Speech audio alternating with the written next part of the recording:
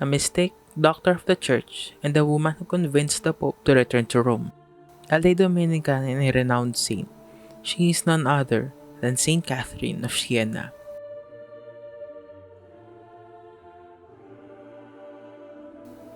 Catherine was born in Siena, Italy on the 25th of March 1347 and was the 23rd child of her parents. In her young age, she wanted to devote herself to God, but this was against the will of her parents. A vision of Saint Dominic motivated her to pursue a life dedicated to Christ.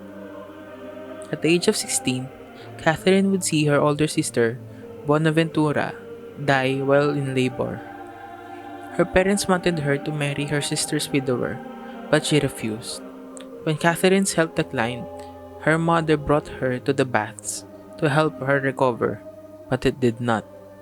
Because of this, her mother finally allowed her to do what she wishes and devote her life to Christ. In a matter of days, her health would improve, and she would be wearing the Dominican habit as a Dominican tertiary. At a young age, she would have visions of Christ. At the age of 16, she would seclude herself from the people in her home. This action gained much attention as people saw Catherine as a person with a feisty personality and exemplary sanctity. After 3 years, the seclusion ended. Catherine described it as a spiritual marriage to Christ. She had vision of Christ putting a ring on her finger, which gave her a spiritual connection with God. She led a life of charity by tending to the needs of the poor and the sick. Catherine has been known to tend for the sick, with some reports of healing them and even resurrecting those who have died.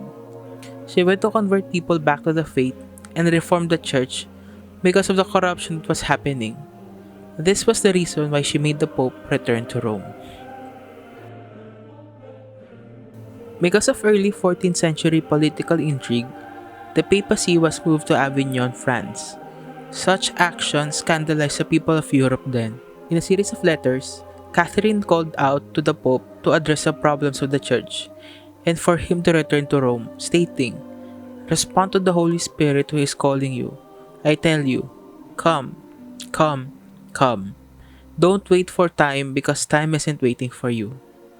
In 1377, after Catherine had visited with him in Avignon, Gregory XI finally returned to Rome.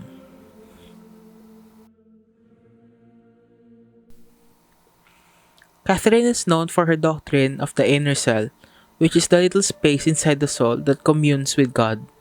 The book, The Dialogue, was dictated by Catherine while she was in ecstasy. The book is a dialogue between a man's soul and God Himself. These were dialogues that Catherine had while she was in ecstasy.